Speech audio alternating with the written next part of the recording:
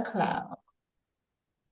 All right, so now I'm going to say hi because I have a very important person that I want you to meet. So if you know me, my name is Joe Morris Benishu, and I am introducing you to an incredible man. We were just talking, and David, I'm going to have you introduce yourself in one moment, okay? But to give you the connection, we met, I believe, 3 years ago when my co-founder, Rob of the Bond Summit, said, you have to come to this event in Miami. And now I live in Sarasota, which is 3, 4 hours away in car from Miami. And I get a call from Rob saying there's an event happening today, you have to come.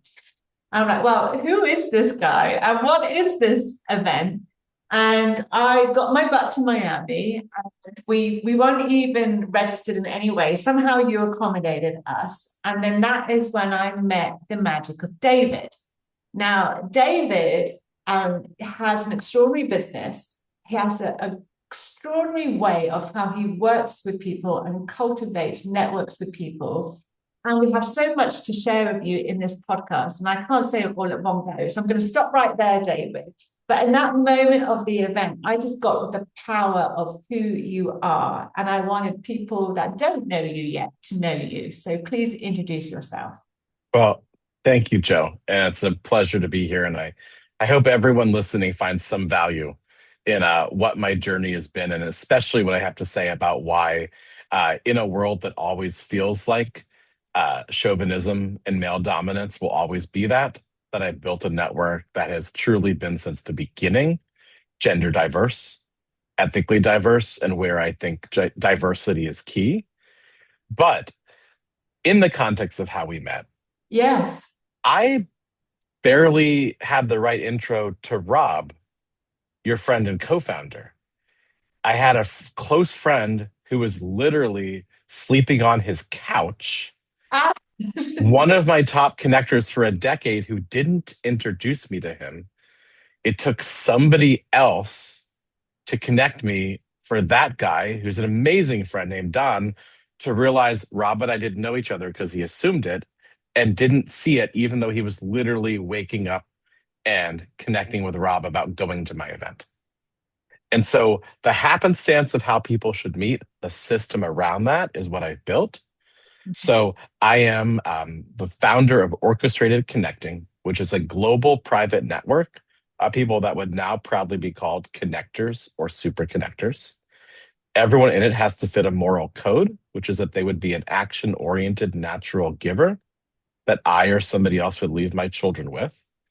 And since a decade ago, I've now held 200 events. The 201st is coming up in New York momentarily.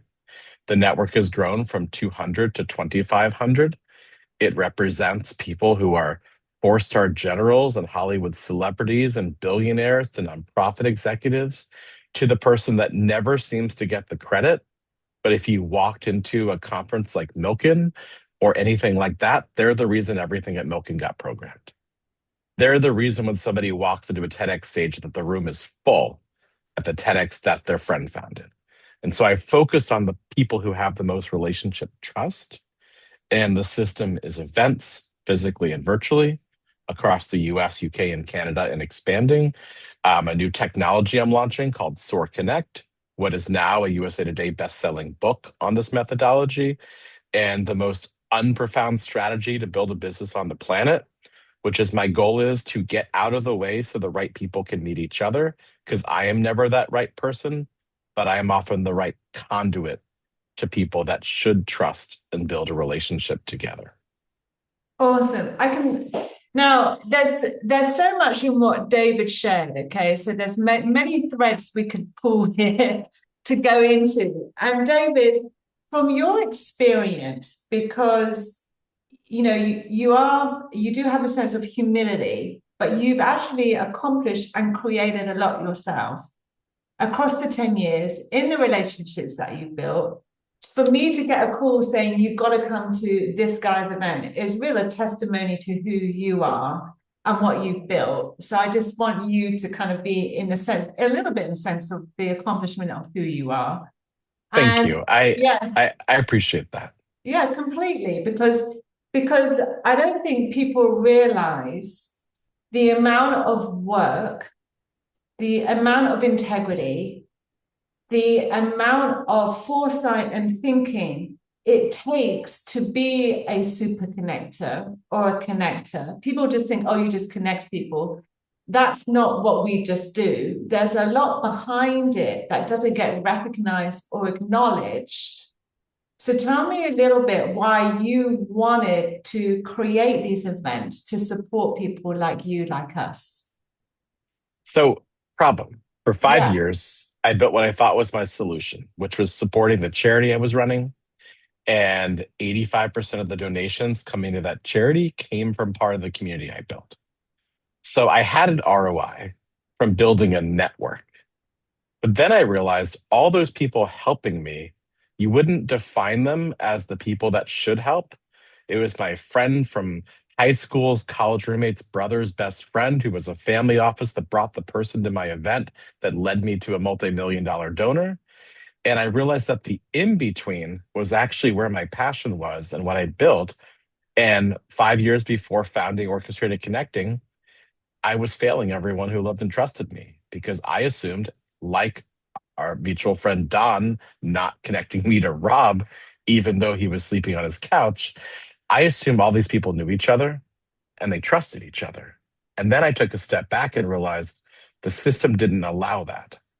So my efficiency model, Joe, which is not an efficiency model 10 years in, because I'm exhausted every single day doing it, was yeah, to connect the people who build ecosystems to each other.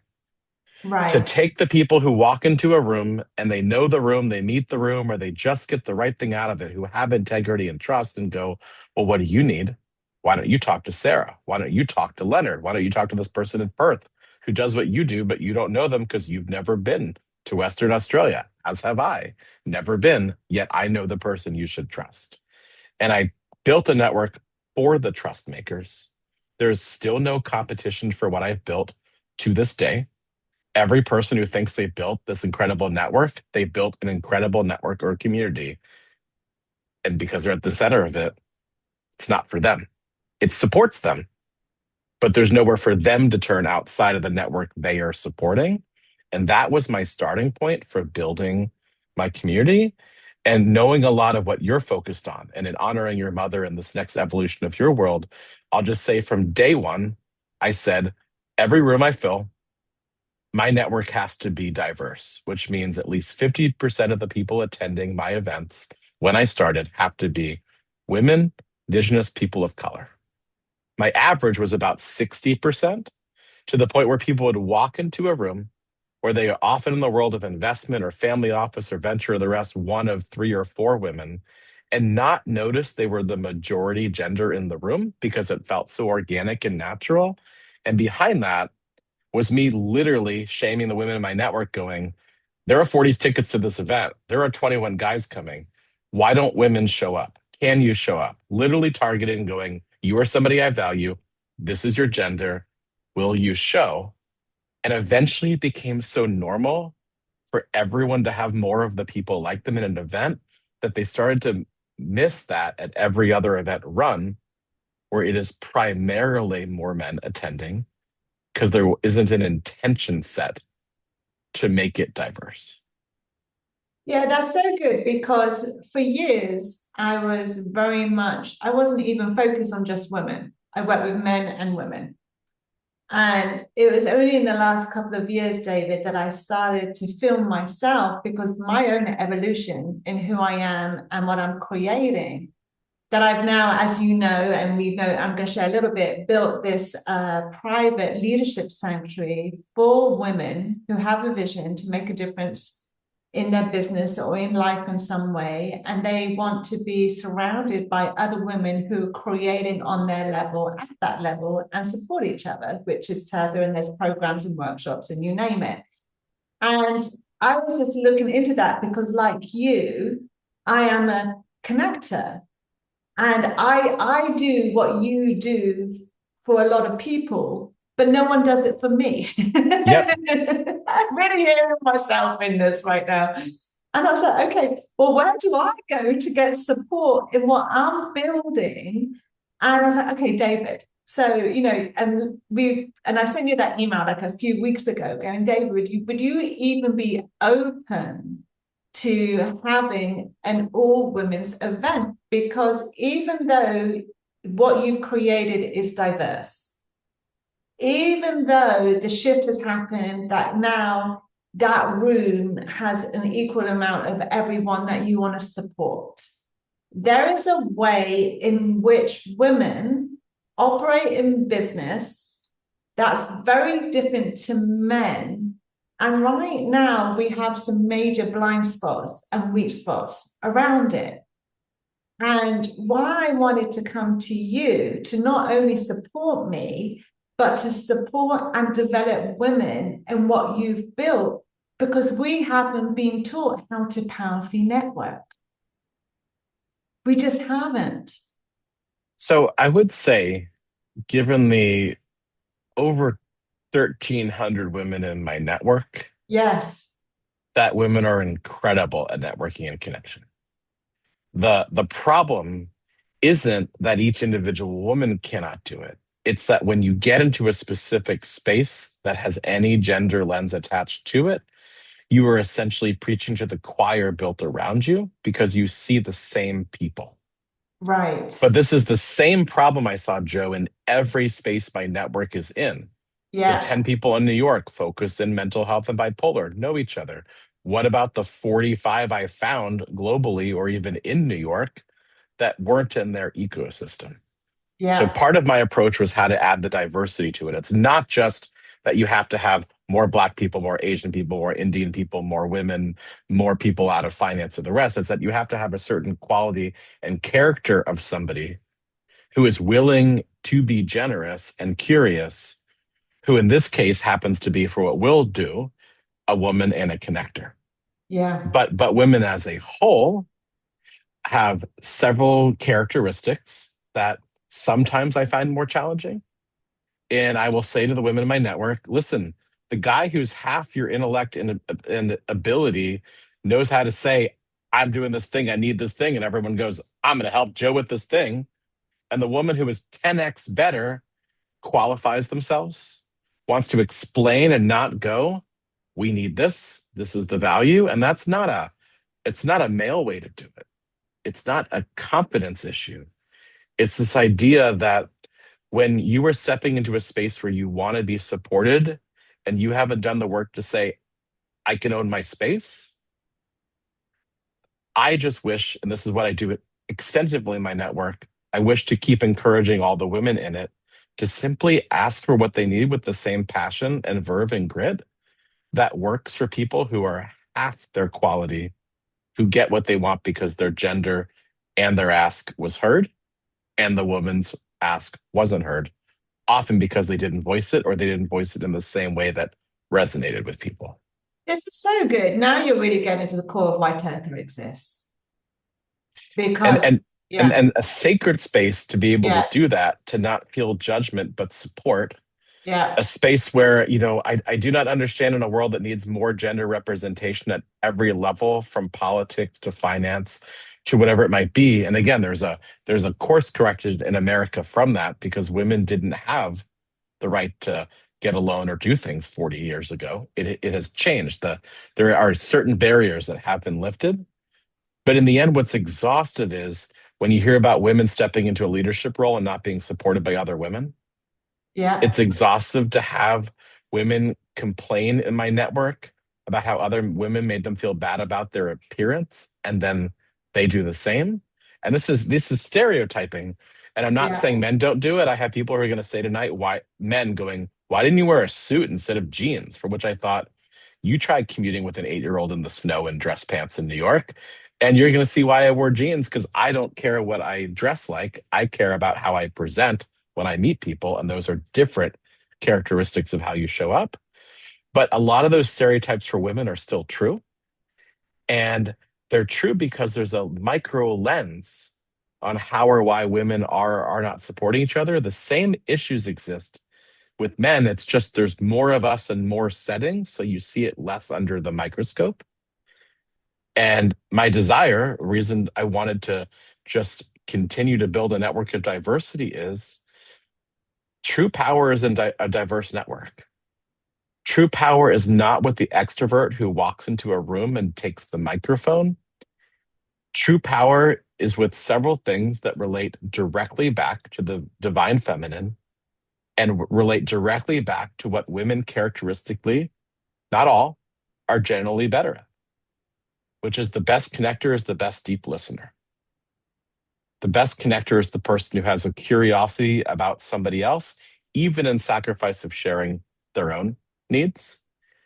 And when you think about the divine feminine and how most communities are structured compared to a patriarchal masculine version, and maybe I'll get in trouble for saying this on a podcast or not, but if you have a bunch of swinging dicks left and right, everything's just slapping around. When you have overlapping circles, you have strength. That is why Audi has this as a logo. It's why the Olympics have this as a logo. This is why a chain link fence is stronger than a pole. And it is this belief that I have now seen that when you could connect overlapping circles, when you connect enough of them, you create systematic change. And that is what the natural harmony of this world is built upon. The strongest things in nature are interwoven, they are not singular. Mm.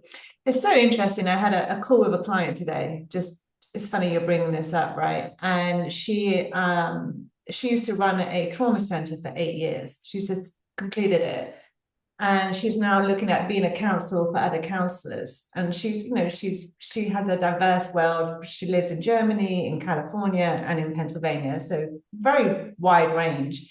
I don't know how we got onto it, but today she was sharing how she said, Joe, the what shifted the future for women in basically in relationships where they weren't healthy. So in relationships where they were being abused or they were being beaten up at home and all that stuff that we know happens, right? Where the solution came for that. And she has the story written on a piece of paper that's on her wall, and she showed it to me, was these 8 women sat around the table. They sat around a table and Mhm. decided to create an answer to support these women who were getting abused and actually provide something out of it. So that was the source of this whole future of women supporting women in this arena came from that round table. So what you're pointing to on so many different levels, David, about the power of a round table, the power of listening, the power of being available to be there for each other. But something you said a little bit back was until women can stand in their authority and walk in with the freedom and power to ask for what they deserve, they will step back. So if we can keep creating this environment, keep creating like you've done with these women, this encouragement to not only step forth, but actually ask for what you want in a way that you've never done it. That's why I wanted the women of Turfa, and that's why I came to you for women to experience your style of networking, because that's very much the flavor of how you create. You give people the space to really ask for what they want in a space that's ready to give them what they want. That is exactly it. And this is why the most unsophisticated world that I've been in is how do we get out of the way so the right people can talk to each other? Yes. At this first orchestrated solely women event, I will not be attending. Yes. And And why I is and I that? should and I should not be. Because when you put a room that is gender lens into the room and a man is in that room, every natural inclination, especially if the person is somebody you trust and as the leader is, maybe David knows what to say. But what is the difference of the rhetoric when somebody comes in knowing I've entrusted them, as with you and my friend who will co-host and a few others, to take the energy, the collective space and own it for themselves? And that is a choice I've made multiple times. I have done many things in this world where I've literally stepped back because it's not about the ego of it, it's about the outcome. of it. And this is what really creates true trust and sacred space. And most people have to make sure they get something from it. I gave up on that a long time ago. Mhm. Everyone thought I was naive, misguided. Some even said stupid. And now people come to me going, oh my God, that is the most insanely networked network I've ever seen. How did you do it? And I go, I listened to people. I was curious. I asked them what they needed. Then I got them to people who made them feel heard and got them what they needed. It's very simple. I've just done it thousands and thousands of times now to prove that this approach is worthwhile long term. Mm. Now, right there, can you touch on, because this is something I would love for the women that do not know you yet. Okay. So there's going to be a lot of women who are now going to find out about you and what you're creating and the difference you've made. But can you touch on why it's so important for you to acknowledge the chain of connection?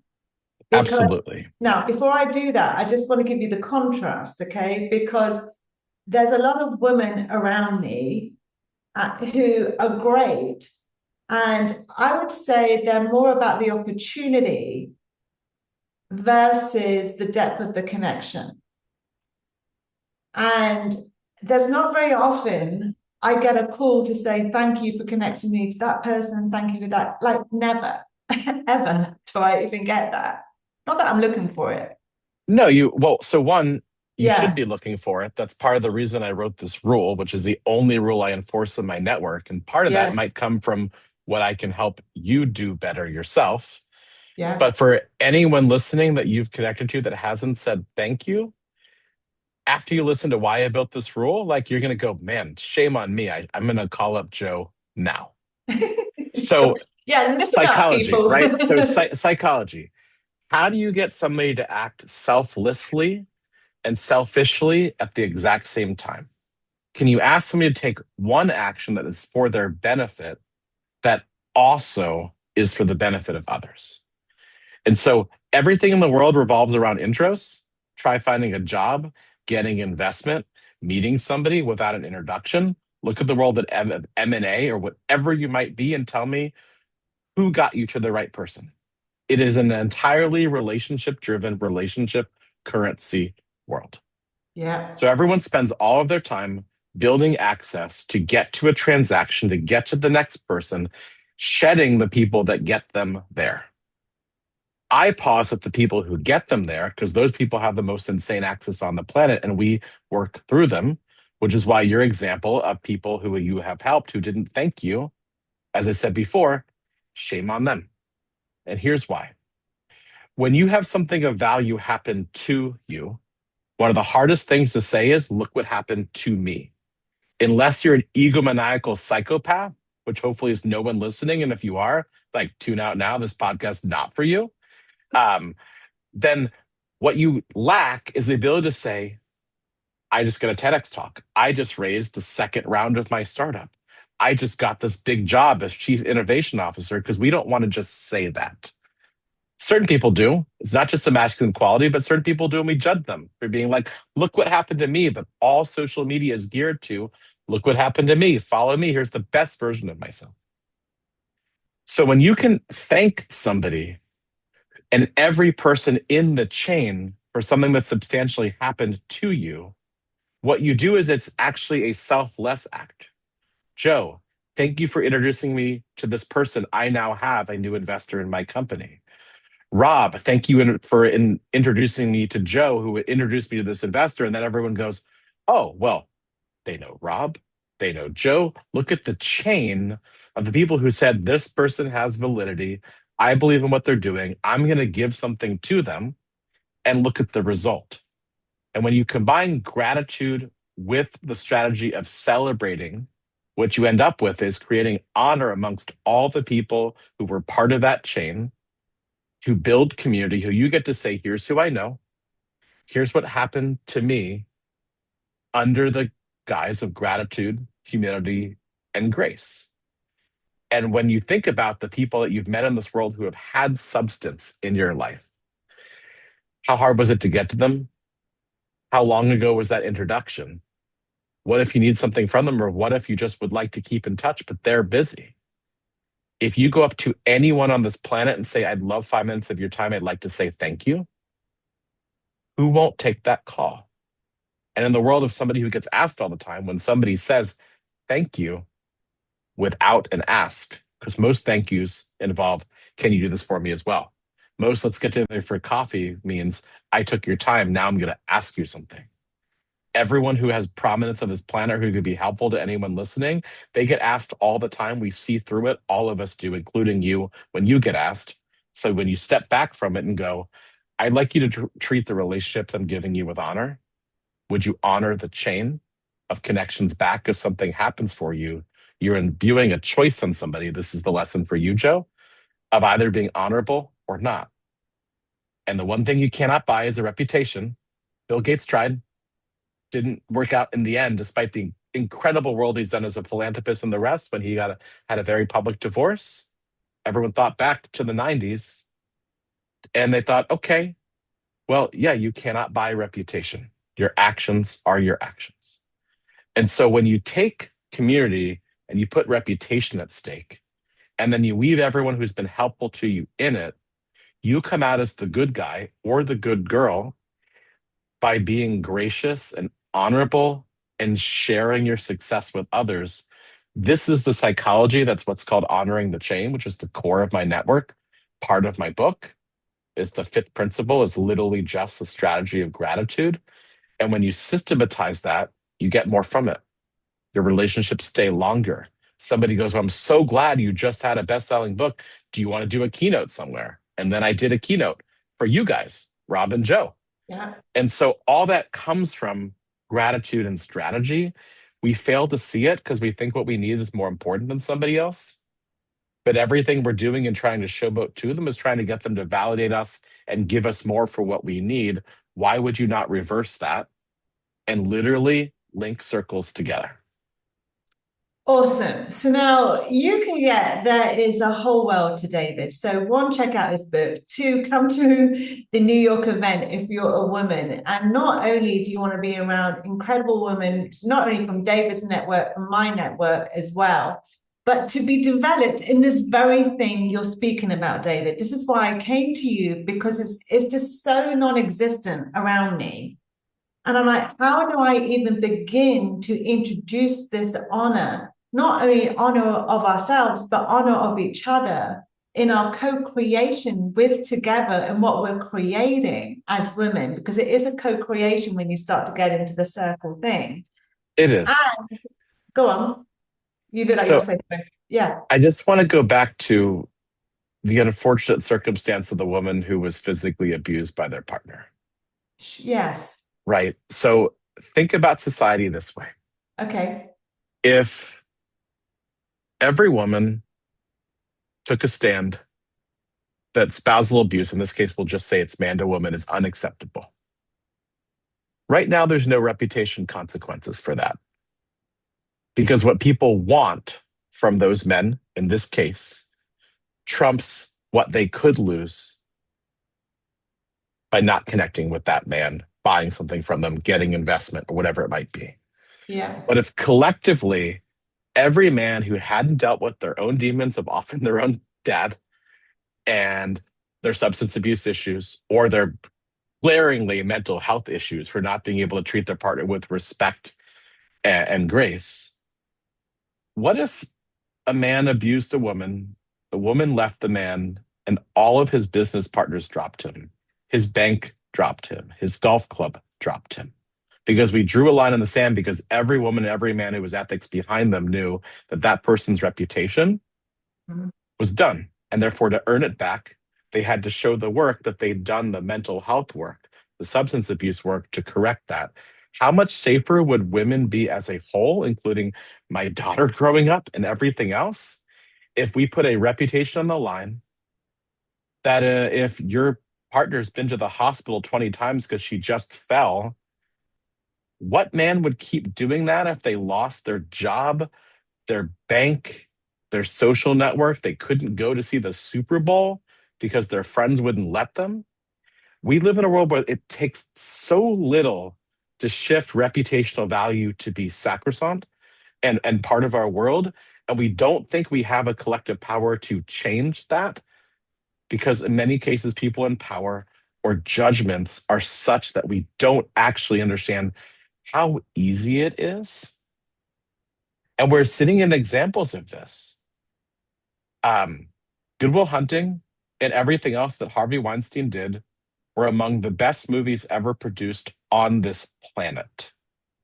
Literally, no one will argue that what that man did, the outcome of the movie, was unbelievable. My entire life was Weinstein, Weinstein, Weinstein.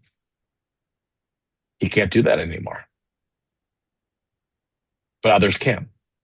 So, what if we just put the reputation and the honor at the core, community at the core? If women collectively rose up in the next 15 years to build this type of solidarity, when the fact is that women will inherit over 70% estimated of what is tens of trillions of dollars of wealth on this planet, that is a tsunami coming where the gender balance will have the power because they'll have the money. It's inevitable. What if women were collectively stronger together when that happens? How much would we shift that? So if you're that spousal abusal, Joe, and three of the women own the three banks in your town, what do you do? What shifts if we just put a different consciousness to it? And not that everyone is perfect, not that everyone on either side doesn't make mistakes, but a repeat offender of physical trauma to another human being because you can't deal with your shit, like, screw you. You can't come to my network. You shouldn't be in any network. Go to therapy, go home, work out your issues, or you don't deserve to be in a society, in my opinion, because you have physically assaulted somebody repeatedly. And for me, I draw that line. That's why my line is, would I leave my kids with you? We don't have spousal abusers in my network. And if I find out and I can anyway validate it, I'll question the person and they're gone, which means every woman coming to my network feels protected because I drew a line and I maintain that line, even if it doesn't affect me. Even if I lose somebody of prominence who we want the access to in my network, that's an incorrigible act. One, I got your intention, I accept. I accept the creation of what you're creating. And I accept to be a conduit to create that at the event. For you, even though you're not there, to wake up women to their own power of being, and we're just talking women here, but obviously this is to all people, because look, when you think of networking or you think of networking events, that doesn't even reach the depth of what David is saying here. There is a leadership in you, David. There's a leadership of your expression, which is the power of human connection, which has shown us how we can hold each other to be accountable for our own humanity. Accountable for our own humanity. And right now, in this conversation, the opportunity as women to express our leadership in a new way together and actually develop ourselves to learn how to do that, which is so further than if I'm just going to go and get a business deal. Mm-hmm. And that's why Yeah, I the love you. skills. Yeah, thank you. The Yes. skill set of the best connectors Yes. are mostly feminine traits. They are the soft skills that are learned. It is not exclusive to women. All the men in my network have it too. Yeah. Most of the men in my network that I know often have really great relationships with their mothers, which says a lot about what they came from, who they came from. It is incredibly hard to do this. It's incredibly hard to build something, especially a sense of community that isn't just a bunch of cheerleaders where you're still fighting for what you need. Yeah. But if you take my rhetoric and even that on the spousal abuse, you have to understand too, because my goal is for people to be selfless and selfish. My network is insane. My access to wealth and power and fame and influence, it's not unparalleled. There are people who were born into it that have so much more, and many of my network have more than me, but I have all of them because they trust me. Yeah. And by starting with trust without an outcome, I build something that is greater, longer lasting, some everlasting gobstopper from Willy Wonka that never changes, but keeps changing flavor every event, every community that I step into, because I was uncompromising on one thing: treat relationships as sacred as you can. And if you trust that, I will trust you. And let's see what happens. And with patience and community come greater rewards. And women will have massive shifts in power. It is slower than anyone would like. And a lot of men live in fear of it. And I'm hoping to sit pretty in 30, 40 years with all the women I know who will become those wealth holders going, did I do it right enough that you'll still like me? I got a new startup. I got a book. I'm sitting on this charity. Will you help me? Because it's so strategic too. Why should a man, if they're listening to this, want to cater more to have more strong, powerful women in their life? Because when all of you have all the money, do you want to course correct then? Or do you want to have led with a focus on gender equity now? Because by doing it now, even if you heard me and you make it strategic, Joe, the outcome is greater later. Mhm. Powerful. Thank you so much for this conversation. I feel elevated from this conversation in what I'm creating for the women, especially in the May, not in the May event, but with and for women. And for anyone listening in, it's not just about women. It is, like you said, the divine feminine or the divine masculine. It's in all of us, but we're just uniquely speaking to the power and the future of women with power right now. But David, going back, I just never heard it before until you truly created the the opportunity that we have not only in supporting each other, but really holding people accountable for who they say they are. If you focus on people doing what they say, Yeah, you can have every measurement of character with a few psychopaths who get through.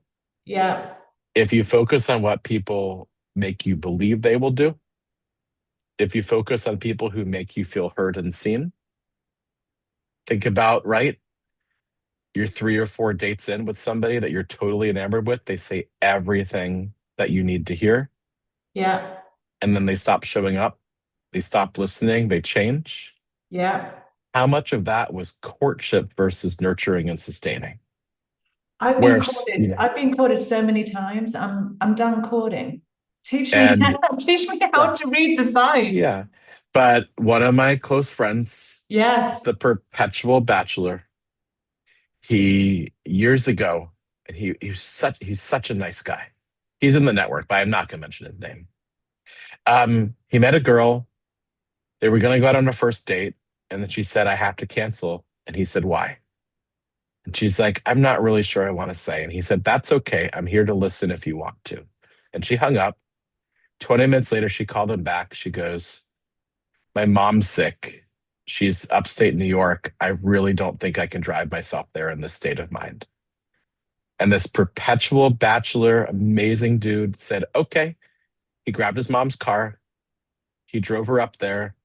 He spent 2 days with somebody he did not know, helping her to take care of her mom. Mm. Now they're married.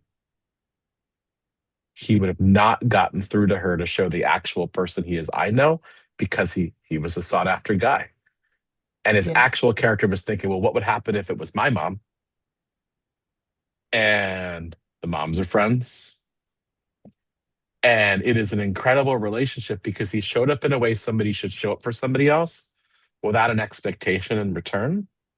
And he got what he had actually sought for 10 years, feeling shallow and not finding the right woman, because he stopped the dating game. He stopped the courtship game, the Le Bar de Den or all these places. And he thought, okay, we'll get my mom's Volvo.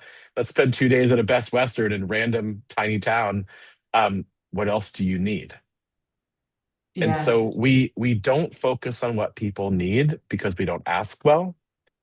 We don't focus on the character of it, Joe, because we're so enamored with the potential of somebody might do or who they might be. We fall in love with that in terms of relationships. Mm. When I meet somebody and I say I'm going to write these people, if they opt in, I'm going to connect you, I do it every single time. And if somebody doesn't connect, they go, I'm sorry, I couldn't get the right fit, but they know and they trust I tried.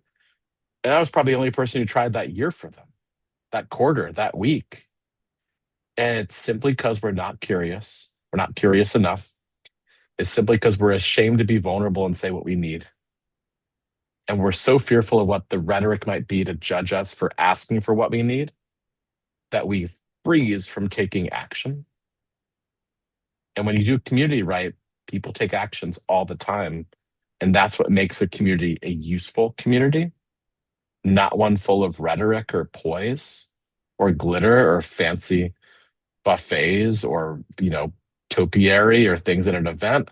I don't do those things. I don't do name tags. You walk into an event, there is a buffet. It's make your own food. It's always really good. You better show up on time. And you have to come out asking for what you need and valuing others. And if that's not a framework for how people should connect, I don't know what is, because the rest of it, final thing I'll say, rest of it is a waste of time. Okay, and then on that note, because you kind of just got us right back home with the straightness of it all. And on that note, because you're not going to be with us on May 29th, because it's going to be a women's only event, what's your intention? Because we are part of Orchestrating Connection. You are hosting, and I'm starting to meet some of the amazing women in your network who've been in touch with me. Thank you for those introductions, David. And we're getting to know each other. But you're not there, but your spirit is. So what's the intention that you would like to create out of your only women event that you're not at? To honor the chain. Yeah, Tell me what you needed. Tell me who helped. Tell me who you're helping. yeah, That is the data everyone needs in their life. Not attending an event and having that outcome is the outcome. great. And not all of it is ever quick.